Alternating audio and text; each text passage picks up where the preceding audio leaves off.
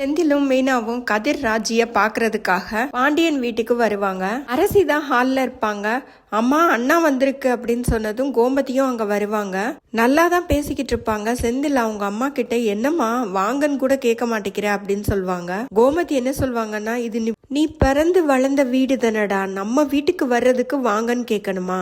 Coffee போட்டு எடுத்துட்டு வரேன், 2 பேரும் குடிங்கடா அப்படின்னு சொல்லுவாங்க. இல்லம்மா அதெல்லாம் வேண்டாம் அப்படின்னு உட்காந்து பேசிக்கிட்டு இருப்பாங்க.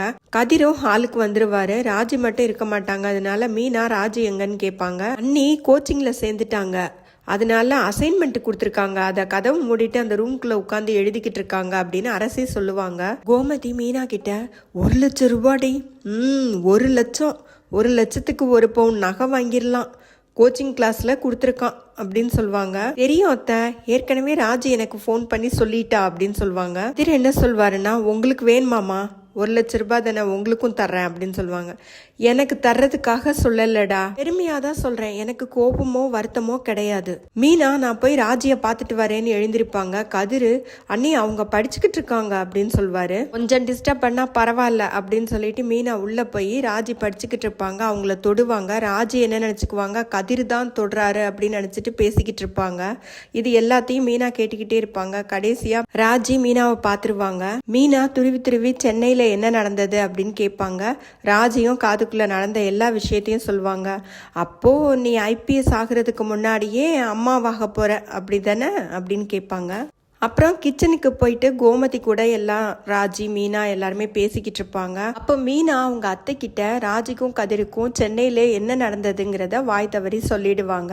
அவங்க அத்தை, இதுல என்னடி இருக்கு, சீக்கிரமாவே 2 பேருமே குழந்தை பெற்றுக்கோங்க, நீயும் ஒரு குழந்தைய பெற்றுக்குடு, நீயும் ஒரு குழந்தைய பெற்றுக்குடு, நானும் மாமாவும் அந்த குழந்தைங்கள நல்லா பார்த்துக்கிட்டு கொஞ்சம் விளையாடிக்கிட்டு எங்கள் காலத்தை ஓட்டிடுறோம் அப்படின்னு சொல்லுவாங்க.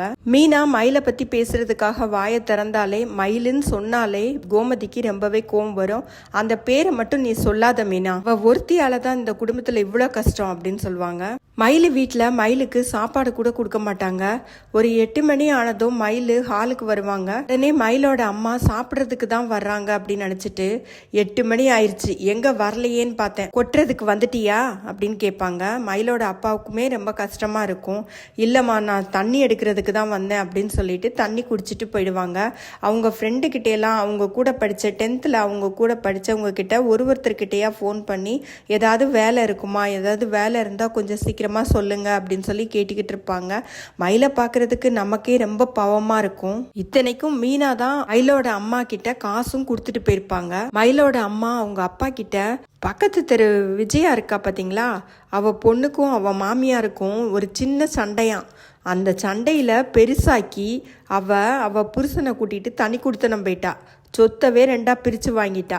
இங்கேயும் ஒண்ணு இருக்கே, தானும் நிம்மதியா இருக்க முடியாம மத்தவங்களையும் நிம்மதியா இருக்க விடாம எப்படித்தான் இதெல்லாம் பெத்தேனோ அப்படின்னு சொல்லி அவங்களே நொந்துக்குவாங்க. மயிலுக்கு இதெல்லாம் கேட்கும்போது ரொம்பவே கஷ்டமா இருக்கும். ஒரு ஃப்ரெண்டு கிட்டயா ஃபோன் பண்ணி கேட்டுக்கிட்டு இருப்பாங்க.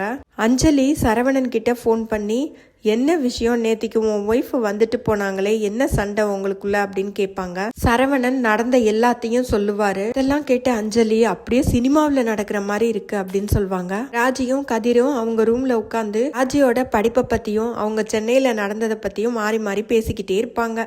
நீ தான் எனக்கு நிறைய பண்ண, நீ தான் எனக்கு நிறைய உதவி பண்ணுன்னு கதிரும், இல்ல நீ தான் எனக்காக நிறையவே பண்ணிருக்க அப்படின்னு ராஜியும் 2 பேருமே மாறி மாறி பாசத்தை பொழிவாங்க. அத்தோட இன்னைக்கு எபிசோடு முடிஞ்சதுங்க.